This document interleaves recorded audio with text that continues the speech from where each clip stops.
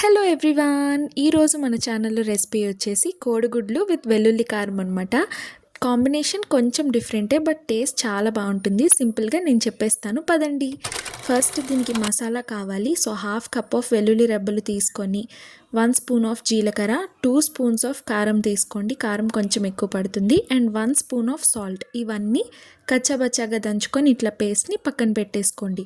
And ప్రాసెస్లోకి వెళ్ళిపోతే ఒక బాండీలో 3 స్పూన్స్ ఆఫ్ ఆయిల్ వేసుకొని హీట్ అయ్యాక పోపు దినుసులు, 1 స్పూన్ ఆఫ్ జీలకర్ర, కరివేపాకు వేసుకొని కాసేపు ఫ్రై చేసి ఇలా ఒక ఉల్లిపాయని సన్నగా తరిగి వేసుకోండి.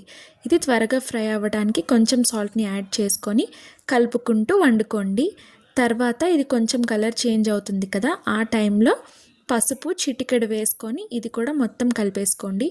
తర్వాత 4 పచ్చిమిర్చిని ఇలా చీల్చుకొని వేసుకోండి.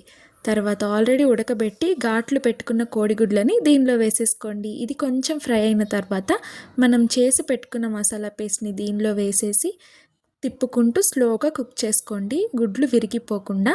ఇక్కడ ఏంటంటే ఫస్ట్ ఉల్లిపాయలన్నీ బాగా అయిపోవాలి, లేదంటే ఇంకా ఉల్లిపాయలుగానే కనిపిస్తాయి. మనం వాటర్ యాడ్ చేయం కదా.